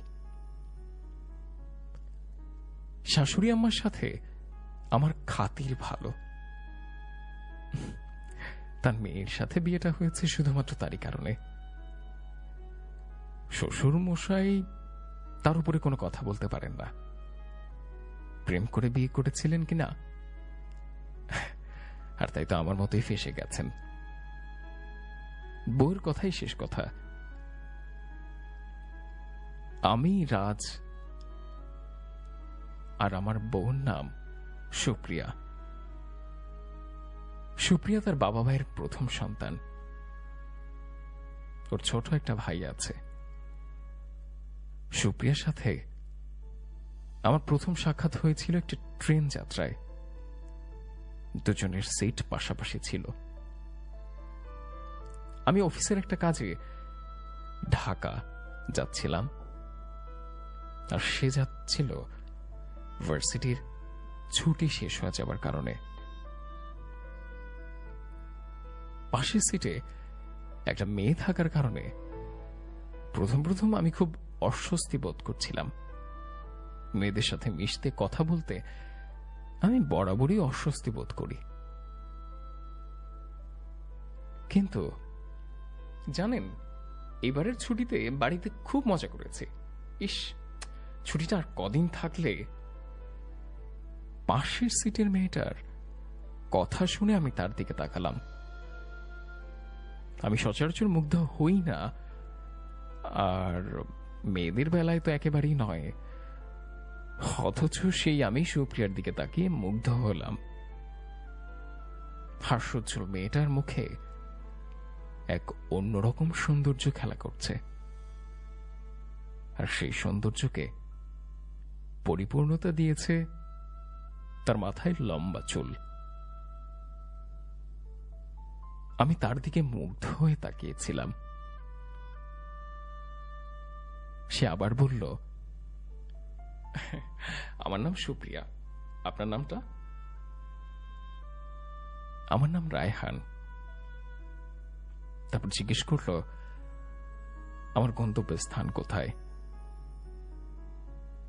তার প্রশ্নের কোনো উত্তর দিলাম না আমি, বরঞ্চ নিজেই মনে মনে অনুতপ্ত হলাম।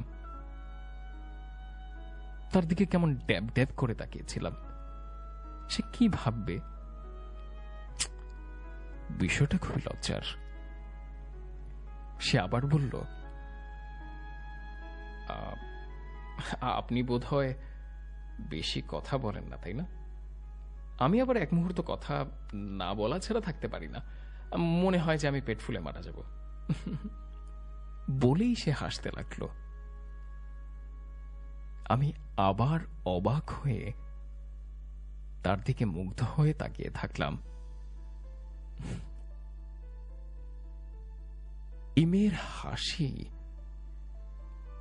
ইমের হাসিটাও যেন আমাকে মুগ্ধ করে ফেলেছে। মনে মনে আবার লজ্জিত হলাম। সে কথা বলা থামালো না, বলতেই থাকলো। আমি শুধু মাঝে মধ্যে হা হু ইত্যাদি জবাব দিয়ে গেলাম, আর মনোযোগ দিয়ে তার কথা বলার ধরন দেখে অবাক হতে লাগলাম। মেয়ে হিসেবে বাচাল খানিকটা আর অতিরিক্ত মিশুক মেয়ে আমার কখনোই পছন্দ ছিল না, অথচ এই মেয়েটাকে আমার ভীষণভাবে পছন্দ হয়ে গেল। নামার সময় তাকে সাহায্য করলাম, তার ব্যাগপত্র নিয়ে রিকশায় উঠিয়ে দিলাম। রিকশায় উঠে সে বলল, আচ্ছা আপনার কাছে কিছু খুচরো টাকা হবে? রিকশা ভাড়া দিতে হবে, আমার কাছে অত টাকা ভাঙতি নেই। আমি তাকে টাকা দিলাম। সে বলল, ধন্যবাদ, আসলে আমি কারো কাছে ঋণী থাকতে চাই না, আপনার নাম্বারটা যদি দিতেন। আমি না দিতে চাইলেও সে প্রায় জোর করেই নাম্বারটা নিয়ে তবেই ছাড়ল। আমি বুঝতে পারলাম সে কৌশলে আমার নাম্বারটা নিয়েছে। মনে মনে ভেবে নিলাম মেয়েটা খুব বেশি সুবিধার হবে না, আর এই ধরনের মেয়েরা সাধারণত এমনই হয়। এরপরে বেশ কিছুদিন পরের কথা, আমি তাকে ভুলতে বসেছিলাম প্রায়। অফিসে বসের ঝাড়ি খেয়ে মন খারাপ করে বসেছিলাম। এমনই একদিনে সে আমাকে মেসেজ করল, এই যে মশাই, মন খারাপ কেন? আমি তো অবাক হয়ে আশেপাশে তাকালাম। কম কথা বলি দেখে পরিচিত অনেকেই আমাকে বোবা বলে ডাকে, যদিও নম্বরটা অপরিচিত ছিল, তারপরে ধরেই নিলাম পরিচিত কেউ হয়তো মজা করে মেসেজ করেছে। তাই কোনো উত্তর দিলাম না। একটু পরে আবার পুনরায় মেসেজ আসলো, এত তাড়াতাড়ি ভুলে গেলেন? আমি সুপ্রিয়া, ট্রেনে যে মেয়েটার সাথে আপনার দেখা হয়েছিল আর যার দিকে আপনি জ্যাব জ্যাব করে তাকিয়েছিলেন। একটু হাসলাম, এরপর খানিকটা লজ্জিত হলাম। এই মেয়ে শুধু যে তার দিকে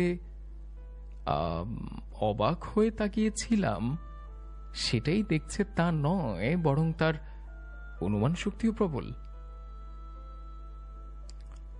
এরপর থেকে টুকটাক মেসেজিং, ফোনে কথা বলা ইত্যাদির মাধ্যমে দেখা, মানে কোথা থেকে কি হয়ে গেল সে কথা ভাবতে গেলে এখন আমার মাথা পুরোটাই হ্যাং হয়ে যায়। থাক সেসব কথা আজ। রাতে খাবার খেতে বসে দেখি শাশুড়ি আমার পছন্দের প্রায় সবকিছু রান্না করেছেন। এত খাবার কোনটা রেখে কোনটা খাই চিন্তায় পড়ার বিষয়। অবশ্য গত 2 বছর হলো যতবার এই বাসায় এসেছি ততবারই মনে হয়েছে আমি হলাম এ বাড়ির নতুন জামাই। আদর যত্নের কখনই কোনো ত্রুটি রাখা যাবে না। আর বরাবরের মতোই আমার শ্বশুর মশাই রাতে একসাথে খেতে এলেন না। শাশুড়ি আম্মা সেটা নিয়ে দুঃখ প্রকাশ করলেন, তারপর বললেন, উনি ঠিক এক সময় তোমাকে মেনে নেবে, মন খারাপ করো না বাবা। 2 দিন পরে যখন যাবার সময় শাশুড়ি আম্মা আমার হাতে চুপিসারে কিছু টাকা গুঁজে দিলেন, আমি অবাক হলাম না। কেননা বরাবরই তিনি এমন করেন। প্রতিবারই যাবার সময় তিনি ঘুষ দেবার মতো করে আমাকে কিছু টাকা চুপিসারে দেন, আর আমি হাসি। আরে বিষয়টাও আমি উপভোগ করি বটে, তবে এবারের বিষয়টা ভিন্ন। কেননা এবার আমি আসল কাহিনীটা ধরে ফেলেছি। গত রাতে হঠাৎ শ্বশুর আব্বার রুমের পাশ দিয়ে আমি আসছিলাম এবং তখনই বিষয়টা আমি লক্ষ্য করি। তিনি তার বউয়ের হাতে টাকা দিয়ে বলছেন, শোনো, ওরা কিভাবে না কিভাবে চলে, তুমি এই টাকাগুলো জামাইয়ের হাতে দিও, কেমন?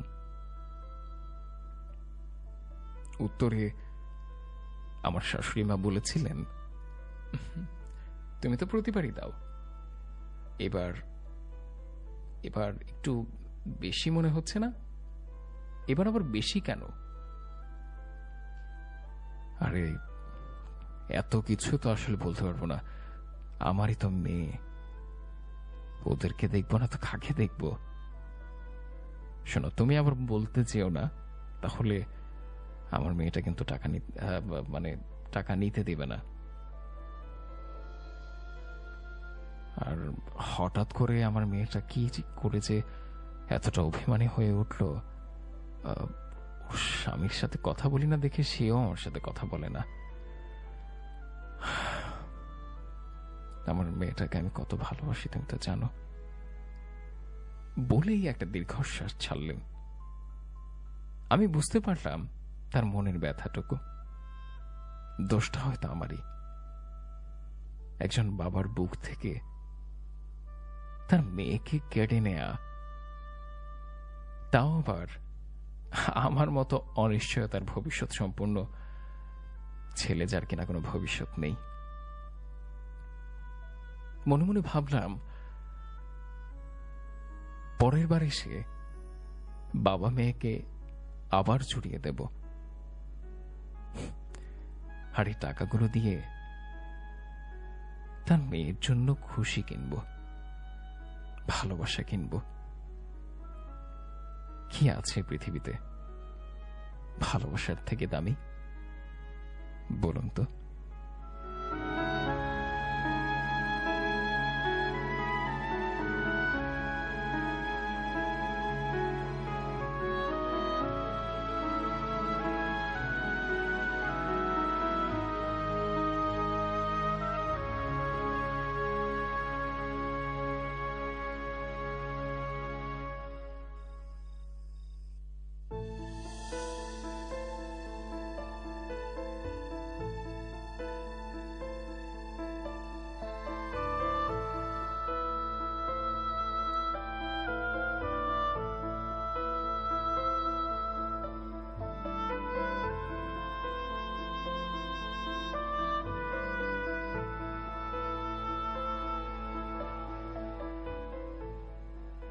অদৃশ্য একটা প্রশ্ন কিন্তু আমাদের কাছে রয়ে গেল। আচ্ছা, কি আছে পৃথিবীতে ভালোবাসার থেকে দামি? সব ভালোবাসাই তো পূর্ণতা হয় না, সব ভালোবাসায় প্রাপ্তিযোগ হয় না। কিন্তু ভাবুন, আপনার কাছে আপনার পৃথিবীর থেকে সবচেয়ে দামি আর কিছু কি আছে, যাকে আপনি এক আকাশ সমান ভালোবাসেন, যাকে আপনি ভালোবাসতে চান নিজের থেকেও বেশি? আমরা তো বেঁচে থাকি এই ভালোবাসার জন্য, তার ভালোবাসার জন্য, নিজের পরিবারের মানুষগুলোর ভালোবাসার জন্য। আর দিন শেষে আমার এই সত্তাকে ভালোবাসার জন্য, তোমাকে একটু ছুঁয়ে দেওয়ার জন্য। दुआ होगी मैंने किया है ये फैसला, जीना नहीं है तेरे बिना, जिए तो जिए कैसे, हाय बिन आपके, जिए तो जिए कैसे, हाय बिन आपके, लगता नहीं दिल कहीं बिन आपके, जिए तो जिए कैसे, हाय बिन आपके।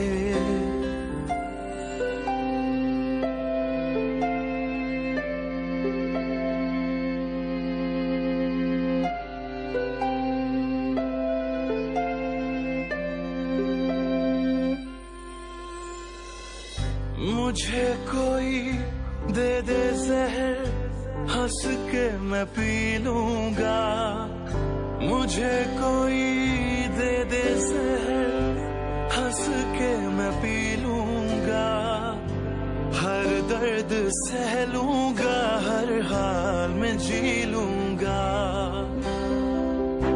दर्द जुदाई सह ना सकूंगा, तेरे बिना मैं रह ना सकूंगा।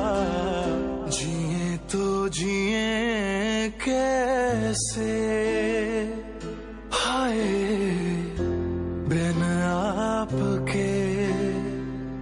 जिए तो जिए कैसे, हाय बिन आपके। लगता नहीं दिल कहीं बिन आपके। जिए तो जिए कैसे, हाय बिन आपके।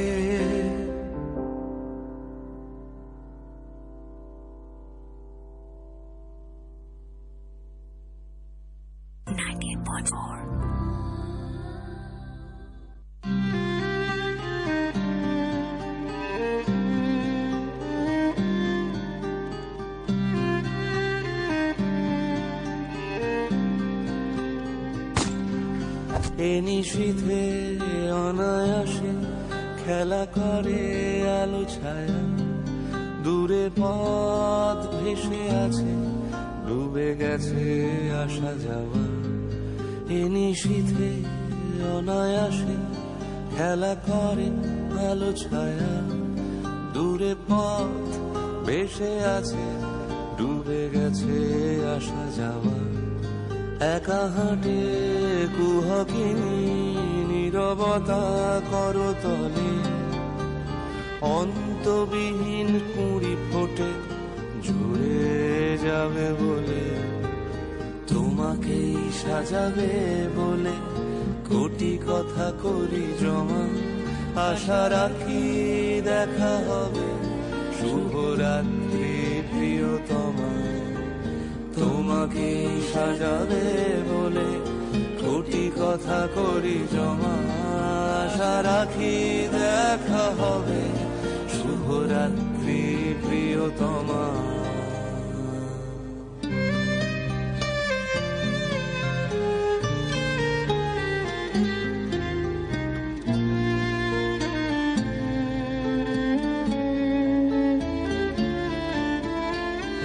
আধারে মায়া বাড়ে, পারো যদি করো ক্ষমা। আশা রাখি দেখা হবে, শুভরাত্রি প্রিয়তমা। এ আধারে মায়া বাড়ে, পারো যদি করো ক্ষমা। আশা রাখি দেখা হবে, শুভরাত্রি প্রিয়তমা।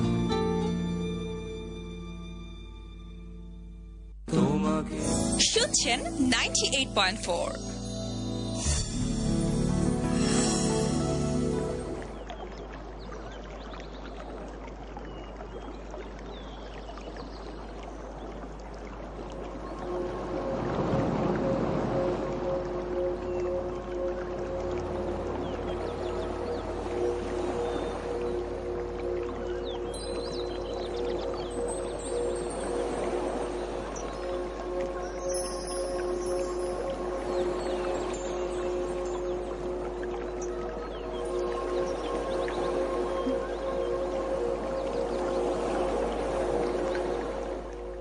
দুটো বেজে 22 মিনিট। আপনি শুনছেন শুধুমাত্র রেডিও 71 FM 98.4।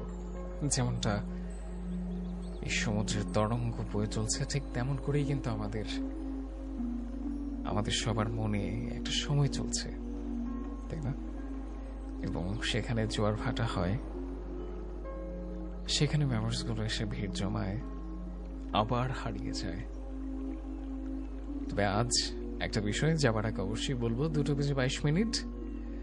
মেমোরিজকে শুনছেন প্রতি সপ্তাহের মতো আজকের এই সময়টা তো আরজে ইরফান অবশ্যই আপনার সাথে আছে এবং থাকবে রাত 3টা পর্যন্ত। 3টার বেশি থাকবে না, আজকে 3টার আগেই শেষ করে দিতে পারি এমন একটা অবস্থা। সো আমি চাই আপনাদের একটা খুব সুন্দর ঘুম হোক আজকে, ঠিক আছে? আর যেটা খুব ইম্পর্টেন্ট আপনাদের জন্য, তাই আমি হয়তো আপনাদেরকে আজকে আরো আগে ছুটি দিয়ে দেবো, মানে আপনারাও আমাকে ছুটি দিয়ে দিবেন। ওকে, আর খুব সুন্দর কিউট ভালো লাগার ভালোবাসার একটা স্টোরি শুনছিলাম, যেখানে কিছু ভালোবাসা এরকম আনএক্সপেক্টেড আমাদের জন্য, but honestly speaking truly I love that. সবকিছু গোছালো হয়ে গেলে জীবনের প্রিয়তম মানুষটাকে দরকার কেন বলতে পারেন? একটা শোবিসের জন্য? মানে আপনি আপনার জীবন যুদ্ধে যদি আপনার অর্ধাঙ্গিনীকে না পান, জীবন যুদ্ধে যদি আপনার সাথে আপনার সহধর্মিনী না থাকে, তাহলে সফলতার পর সে আপনার শো পিস ছাড়া আপনার জীবনে কি আর কোনো অবদান রাখতে পারে? I don't think so. সেটা শুধুমাত্রই যে ছেলেদের ব্যাপারে তা নয়, সেটা একটা মেয়ের ক্ষেত্রেও। আপনি তার জীবনের অংশীদার হতে হবে আপনাকে, আপনি তার সাথে ফাইট করে যাবেন। ভালো কতদিন বাসবেন বলেন? আপনার বিয়ে হবে 3 বছর, 6 বছর, 6 মাস, 1 বছর, 2 বছর, বাচ্চা কাচ্চা হবে, তারপরে দেখবেন যে ভালোবাসাগুলো উবে গেছে। It's true. মানে 8-10 বছর, আমি স্ট্যাটাসও দিয়েছিলাম কিছুদিন আগে, সেটা আমার বাস্তব চোখে দেখা, সেটার উপর ডিপেন্ড করে যে 5 বছর 6 বছর পরের ভালোবাসাগুলো 2 বছর পরে ব্রেকআপ হয়ে যায়, বিয়ের 2 বছর পরে। সো ভালোবাসাগুলো আসলে একটু ন্যাচারাল রাখতে দিন, ন্যাচারাল থাকতে দিন। এবং সেটা কিভাবে জানেন? ভালোবাসার পরিণতি যদি বিয়েতে হয়, আলহামদুলিল্লাহ অনেক সুন্দর কিছু সময় আপনাদের কাটবে, বাট সেখানে শুধুই কেবল যদি আপনি আপনার তরফ থেকে ভালোবাসাই তাকে দেন, তার আসলে আর তখন আপনার কাছ থেকে এর থেকে বেশি কিছু চাওয়ার থাকবে না জীবনে। কিন্তু আপনি যদি তার জীবনের একটা অংশ হতে পারেন, যাকে সংজ্ঞায়িত করা হয়েছে অর্ধাঙ্গিনী হিসেবে, তখন কিন্তু আপনার জীবনটাও তার সাথে ওতপ্রোতভাবে জড়িয়ে যাবে এবং আপনার জীবনের প্রত্যেকটা মুহূর্তের গুরুত্ব তার কাছে অনেক বেশি অর্থবহ মনে হবে এবং আপনি তার জীবনের অবিচ্ছেদ্য অংশ হবেন। এটাই সত্যি। যদি বিশ্বাস না করেন তাহলে বিয়ে করে সেটা প্রমাণ করে দেখতে পারেন। এবং বিয়ে করার মানে এখনই যদি বিয়ে করে